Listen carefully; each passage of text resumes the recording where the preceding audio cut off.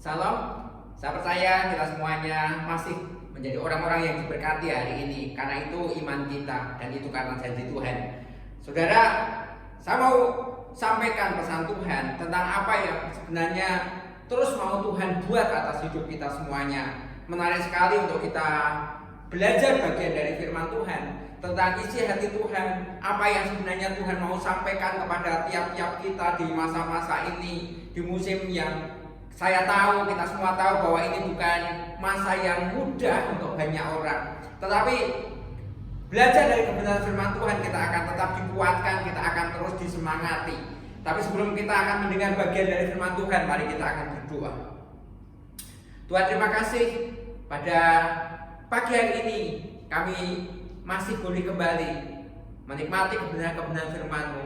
Firman Tuhan yang menghidupkan, firman Tuhan yang selama ini menopang hidup kami dan selamanya akan terus menopang hidup kami, karena firman-Mu hidup, karena firman-Mu ya dan amin dan pasti tergenapi bagi hidup kami.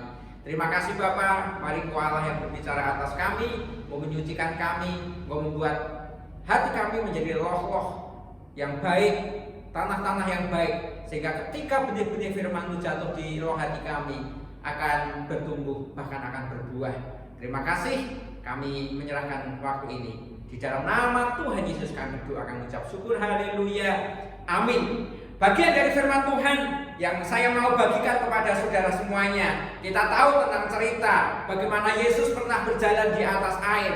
Mungkin kalau kita melihat kalau Yesus berjalan di atas air, kita berkata bahwa ya itu mungkin karena itu Tuhan Yesus, karena beliau adalah Tuhan. Tapi kalau muridnya, salah satu dari murid berjalan di atas air, itu bagian yang luar biasa. Dan kalau itu terjadi, tentu ada kebenaran-kebenaran, tentu ada pesan-pesan khusus yang disampaikan dari peristiwa itu. Bagian yang akan kita baca di Matius pasal yang ke-14, ayat 22 sampai ayat yang ke-32, saya mau bacakan bagi saudara semuanya. Sesudah itu Yesus segera memerintahkan murid-muridnya naik ke perahu dan mendahulunya ke seberang. Sementara itu ia menyuruh orang banyak pulang. Dan setelah orang banyak itu disuruhnya pulang, Yesus naik ke atas bukit untuk berdoa seorang diri. Ketika hari sudah malam, ia sendirian di situ. Perahu murid-muridnya sudah beberapa mil jauhnya dari pantai dan diombang-ambingkan gelombang karena angin sakal. Kira-kira jam 3 malam datanglah Yesus kepada mereka berjalan di atas air. Ketika murid-muridnya melihat dia berjalan di atas air, mereka terkejut dan berseru, "Itu hantu!" Lalu berteriak-teriak karena takut. Tetapi segera Yesus berkata kepada mereka, "Tenanglah, aku ini, jangan takut." Lalu Petrus berseru dan menjawab dia, "Tuhan, apabila Engkau itu, suruhlah aku datang kepadamu berjalan di atas air." Kata Yesus, "Datanglah." Maka Petrus turun dari perahu dan berjalan di atas air mendapatkan Yesus. Tetapi ketika dirasanya tiupan angin, takutlah ia dan mulai tenggelam, lalu berteriak, "Tuhan, tolonglah aku." Segera Yesus mengulurkan tangannya, memegang dia dan berkata, "Hai orang yang kurang percaya, mengapa engkau bimbang?" Lalu mereka naik ke perahu dan angin pun redalah, dan orang-orang yang ada dalam perahu menyembah dia, katanya, "Sesungguhnya engkau anak Allah." Cerita ini menarik dan kita pasti tahu, kita sudah mendengar beberapa kali tentang cerita ini. Tapi bagian yang kemudian menjadi pesan khusus ketika saya membacanya, pesan untuk saya, tapi juga saya percaya pesan untuk kita semuanya dari peristiwa ini. Yesus berjalan di atas air, tapi kemudian ia memanggil Petrus untuk melakukan hal yang sama, untuk berjalan di atas air. Nah, saya percaya ini bagian yang pasti kita tahu, itu hal yang tidak mungkin bagi manusia. Seorang berjalan di atas air, mungkin ilmu fisika tidak akan pernah menemukan bagian ini dengan teori yang semacam apa. Tapi kita hanya tahu bahwa ini adalah kuasa Tuhan yang dinyatakan. Dan Petrus pun mengalaminya. Rupa-rupanya anak-anak Tuhan mampu berjalan di atas segala sesuatu yang dianggap orang tidak mungkin, tidak masuk akal, tidak bisa dinalar. Tapi ternyata itu bisa. Bagi orang-orang percaya, bagi murid-murid Tuhan, ternyata apa yang tidak masuk rasio, Apa yang sepertinya hal yang mustahil, ternyata itu bisa terjadi. Dan itu terjadi pada Petrus. Kalau bagian ini ditulis dalam Alkitab, firman Tuhan, percayalah itu juga terjadi pada anak-anak Tuhan, murid-murid Tuhan masa ini. Terjadi pada kita semuanya. Tuhan memanggil untuk tiap-tiap muridnya mampu mengalami kehidupan berjalan di atas air. Mari kita akan simak. Dari pelajaran bagaimana Yesus berjalan di atas air, Petrus juga berjalan di atas air. Kita akan bertemu dengan 3 pembelajaran di sana. Ketika Petrus mengalami yang namanya kehidupan, pengalaman berjalan di atas air. Yang pertama, kita tahu cerita ini. Cerita ini adalah cerita bagaimana Yesus sesudah memberi makan 5.000 orang. Mujizat terjadi di sana hanya dengan 5 roti dan 2 ekor ikan. Hanya yang dihitung laki-laki berjumlah 5.000, belum terhitung ibu-ibunya, belum terhitung anak-anaknya, dan sisa 12 bakul. Sesudah peristiwa itu, murid-murid kemudian disuruh untuk segera mendahului ke seberang. Tetapi Yesus kemudian berdoa. Tetapi setelah beberapa mil jauhnya dari pantai, sementara Yesus berdoa, angin sakal membuat perahu itu benar-benar dalam kondisi kepayahan. Yesus tahu akan keadaan itu. Yesus menghampiri mereka dan kemudian berjalan di atas air. Murid-murid yang ketakutan di malam yang gelap, di kondisi di mana mereka takut karena perahu hampir saja tenggelam. Yesus menghampiri mereka. Mereka salah sangka. Mereka berkata itu hantu. Tapi Tuhan kemudian berkata, bukan, ini aku, jangan takut. Nah, kemudian ceritanya menarik. Karena kemudian Petrus berkata, Tuhan, apabila itu benar-benar Engkau, suruhlah aku datang kepadamu dan berjalan di atas air juga. Dan kemudian ceritanya, datanglah di ayat yang ke-29. Maka Petrus turun dari perahu dan berjalan di atas air mendapatkan Yesus. Ini cerita awalnya. Bagaimana Petrus kemudian bisa berjalan di atas air adalah karena dia itu berjalan ingin mendapatkan Yesus. Ketika mereka ada di perahu dalam kesusahan, begitu didengar bahwa Yesus datang dan mereka begitu yakin bahwa itu Yesus, Petrus ingin meyakinkan, Tuhan, apabila itu benar-benar Engkau, suruhlah aku berjalan di atas air mendapatkan Engkau. Dan Tuhan mengundangnya, datanglah. Segera kemudian ada sesuatu yang menggelora dalam hati Petrus. Dia pengen berjalan mendapatkan Yesus. Dia pengen berjalan mendapatkan Yesus. Saya berpikir, apakah dia lupa bahwa itu adalah air, yang bisa melakukan itu adalah Yesus. Tetapi geloranya, semangatnya, itu yang membuat kemudian dia melompat dari perahu dan ternyata berhasil mendapatkan Yesus dan berjalan di atas air. Nah, kapan orang bisa berjalan di atas air? Adalah ketika hatinya itu menggelora. Ketika hatinya itu punya satu semangat yang luar biasa untuk mendapatkan Yesus. Selagi dia berjalan ke arah Yesus, selagi orang pengen berjalan dan berlari ke arah Yesus, rupa-rupanya peristiwa itulah yang kemudian membawa Petrus bisa berjalan di atas air. Ketika orang punya semangat, ketika orang punya antusias, ketika orang punya iman yang luar biasa, di saat itulah Petrus bisa berjalan di atas air. Bapak, Ibu dan Saudara, coba cross check bagaimana kehidupan pengalaman kita. Ketika kita bisa alami perkara-perkara yang ajaib dalam tanda petik bagi kita, sesuatu yang sepertinya tidak mungkin kita raih dan ternyata kita raih. Ternyata waktu itulah hati kita ini begitu bergelora.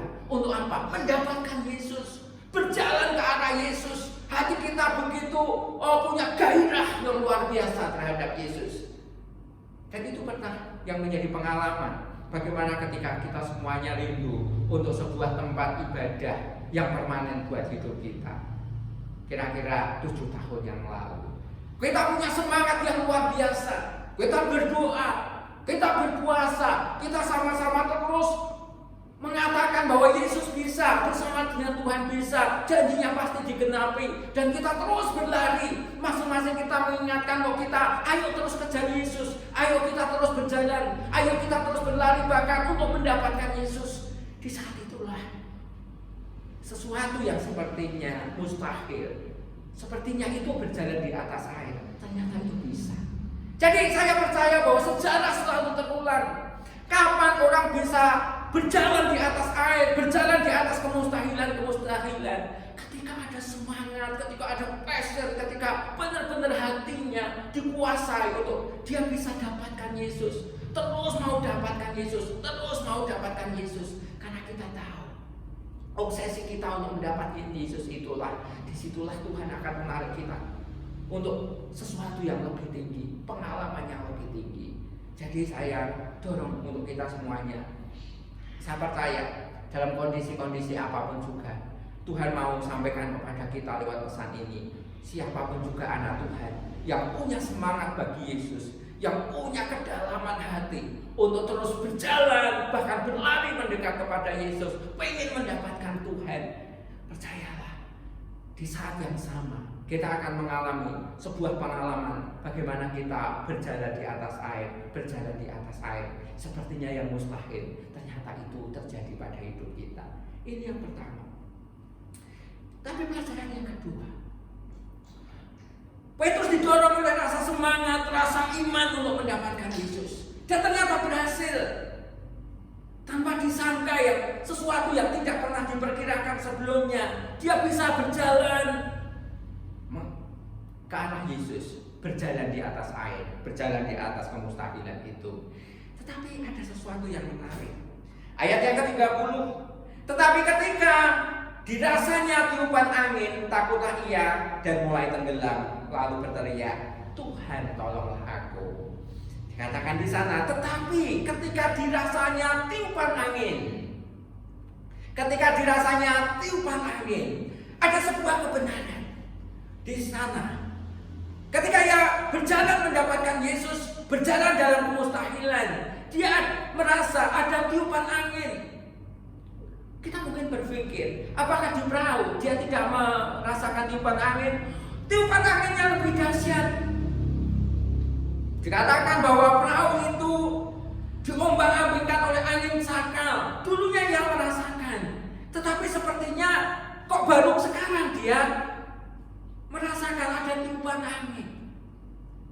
Kebenarannya adalah semakin orang pengen dekat dengan Tuhan, dan kalau itu datang cobaan, itu sudah ditulis dalam Alkitab, itu ditulis dalam firman Tuhan. Kalau saudara pengen terus berlari dan mendapatkan Yesus, dan saudara pengen terus makin kuat, tetapi saudara merasakan bahwa ada tiupan angin yang terus terjadi dalam hidup saudara, firman Tuhan sudah mengatakannya. Rupanya dalam perjalanan dengan Tuhan, dalam kita terus berlari ingin mendapatkan Yesus, ternyata tidak serta-merta kita itu bebas dari tiupan angin. Bukan hanya di perahu saja, tetapi ketika berlari mendapatkan Yesus pun ternyata ada tiupan angin. Dimanapun kita berada, selalu ada tiupan angin. Jadi ini berbicara tentang banyak tantangan. Ketika saudara mulai berjalan dalam hal-hal yang sepertinya mustahil, tapi ternyata bisa. Sesuatu yang sepertinya kita terus berjalan dengan Tuhan, tapi ternyata kok semakin berjalan dengan Tuhan kok rasanya semakin tidak nyaman, seperti ada sesuatu yang mungkin selalu menghalangi. Alkitab sudah menuliskannya. Jadi dimanapun selalu ada tiupan itu. Waktu berjalan untuk mendapatkan Yesus pun ada tiupan angin. Itu tantangan buat hidup kita semuanya. Pertanyaannya adalah, apakah kita ini fokus pada angin yang mengembas kita, mengembusi kita, yang meniup kita? Apakah kita ini pada fokus kepada Tuhan di mana kita mau tuju? Arah kita mau kemana? Fokus kita hari ini mau kemana? Kebanyakan orang jatuh, runtuh imannya karena melihat tiupan angin itu. Kemudian merasa ada ada sesuatu yang dilebihkan di dalam perasaannya. Kalau dipikir sebenarnya angin sakal yang dialami ketika ada di perahu itu jauh lebih besar daripada angin yang ia alami ketika ia berjalan mendapatkan Yesus. Karena diceritakan di sana ternyata Yesus bisa berjalan dengan tenang pada waktu itu. Tetapi Petrus ternyata tenggelam karena dia melihat tiupan angin itu. Berapa banyak orang tenggelam karena tiupan angin? Saya rindu kita semua adalah orang-orang yang terus bersama dengan Tuhan menyeberang sampai dengan garis akhirnya. Tuhan punya jalan hidup kita. Tuhan punya panggilan yang harus kita penuhkan. Tuhan punya destiny yang harus kita capai pada waktunya, pada akhirnya. Dan itu target Tuhan untuk hidup kita semuanya. Saya mau berkata bahwa jangan pernah melebih-lebihkan, atau jangan kita ini tergoda untuk terus merasakan tiupan angin. Tapi rasakan bahwa Tuhan memanggil kita, sedang mau penuhkan apa yang Tuhan janjikan buat hidup kita. Tuhan mau supaya kita berjalan sampai kepada tujuan di mana kita pernah mentargetkannya. Jangan terus berkata bahwa aku merasa ada tiupan angin. Ketika kita berkata bahwa aku tiupan angin kok begitu keras, begitu kencang. Dan ketika kita hanya membicarakan angin yang meniup kita, angin yang akan menghempaskan kita, kita lupa kuasa Tuhan itu bekerja atas hidup kita. Ini pelajaran yang kedua dari Yesus dan Petrus yang berjalan di atas air. Kemudian di bagian yang ketiga dari cerita ini, ayat yang ke-30 tadi. Tetapi ketika dirasanya tiupan angin, takutlah ia dan mulai tenggelam, lalu berteriak, Tuhan, tolonglah aku. Nah, ada akhir yang baik dari apa yang dialami oleh Petrus ini. Dia sudah mencoba berjalan di atas air, ternyata bisa. Tetapi ketika dia berkata, ada tiupan angin, dirasa ada tiupan angin, dan dia mulai tenggelam. Satu-satunya yang bisa menolong, yang mungkin menolong adalah Yesus. Karena kita tahu bahwa 11 murid yang lain temannya ada di perahu, dan itu jauh untuk menjangkau dia. Dan sepertinya dengan tiupan angin yang terjadi pada waktu itu, tidak satupun murid mencoba menyusul Petrus berjalan di atas air. Jadi dia tahu bahwa siapa yang akan bisa menolong, satu-satunya yang mungkin bisa menolong adalah Yesus. Satu-satunya yang memungkinkan untuk mengulurkan tangan adalah Yesus. Karena Yesus yang dekat. Tapi bukan hanya Yesus yang dekat dari jangkauan yang bisa menjangkau Petrus, tetapi dia tahu yang hari itu bisa berjalan di atas air adalah Yesus. Jadi yang bisa menolong adalah Yesus.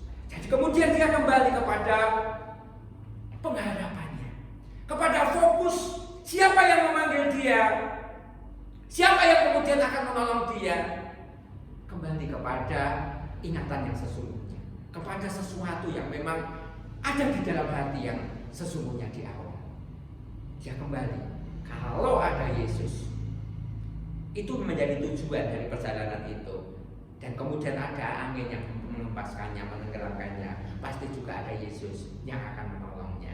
Dan ternyata benar, Yesus segera mengulurkan tangannya, memegang dia dan berkata, hai orang yang kurang percaya, mengapa engkau bimbang?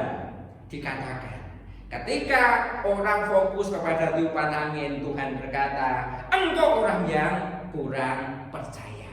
Engkau adalah orang yang tidak teguh hati, alias bimbang. Dan itu yang dikatakan oleh Tuhan. Bapak Ibu dan Saudara, apakah itu kita? Kita sering kurang percaya, dan kita juga sering kurang teguh hati, alias bimbang. Dan Tuhan menegurnya. Tapi kemudian Tuhan mengulurkan tangannya, dan Tuhan menolong. Pengharapan dari Petrus ternyata benar. Hanya Yesuslah yang bisa menolong di saat-saat di mana orang lain tidak menolong. 11 murid yang lain, teman-temannya yang hafal dengan dia, ternyata jauh untuk bisa menjangkaunya. Dan satu-satunya pengharapan adalah Tuhan Yesus. Dan Yesus yang diharapkan, ternyata Yesus yang tidak mengecewakan. Tangannya terulur untuk menjangkau Petrus, dan Petrus dibawa untuk naik ke perahu kembali.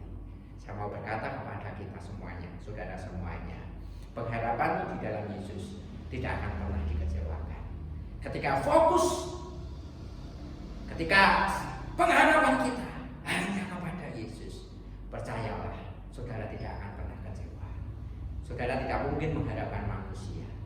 Di saat-saat kondisi yang seperti ini, Tuhan mengajar kita semuanya untuk kita berharaplah kepada Tuhan. Tuhan punya segalanya. Di saat engkau tenggelam karena mungkin ada tiupan angin, bahkan mungkin tiupan badai, hempasan badai.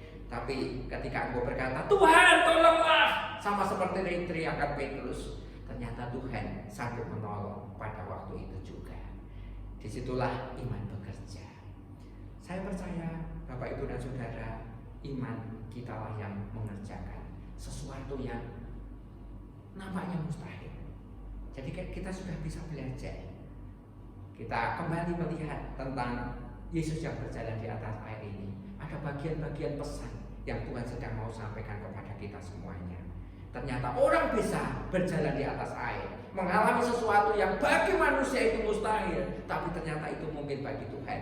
Ketika ia berjalan mendapatkan Yesus, dia berjalan ke arah Yesus, dia berjalan ke arah di mana Yesus berada. Karena ketika orang berjalan ke arah di mana Yesus berada, disitulah ia sedang mendekati kuasa itu. Dan yang kedua, ada waktu ketika kita berjalan bersama dengan Tuhan, ingin mendapatkan Tuhan, kita makin terus mendewasakan roh kita, bertumbuh di dalam kerohanian kita. Ternyata kita tidak pernah diluputkan dengan tiupan angin, bahkan dengan badai. Tetapi firman Tuhan berkata, yang menenggelamkan adalah ketika kita merasa itu dirasakan sungguh-sungguh. Saya mau berkata, rasakan kuasa Tuhan di atas banyak tiupan angin yang sedang mungkin menerpa hidup kita. Jangan rasakan tiupan anginnya, tapi rasakan kuasanya, nikmati kuasanya. Bukan berarti tiupan angin kemudian tidak ada, tetapi kuasa akan bekerja lebih besar di dalam hidup kita. Dan yang ketiga, pengharapan kita itu pasti. Ketika yang lain jauh, ketika banyak hal sepertinya jauh untuk menjangkau kita, Tuhan dekat. Dan itu yang dialami oleh Petrus. Dia berteriak, Tuhan tolong. Dan dengan cekatan Yesus menolongnya. Saya percaya dengan cekatan juga Tuhan akan menolong saudara dan saya. Saat saudara berseru, saat hati kita fokus kepada Tuhan, yakinlah Dia Allah yang bisa diandalkan. Dia bisa tolong hidupmu, Dia bisa tolong keluargamu, Dia bisa tolong anak-anakmu, Dia bisa tolong sekolah dari anak-anakmu.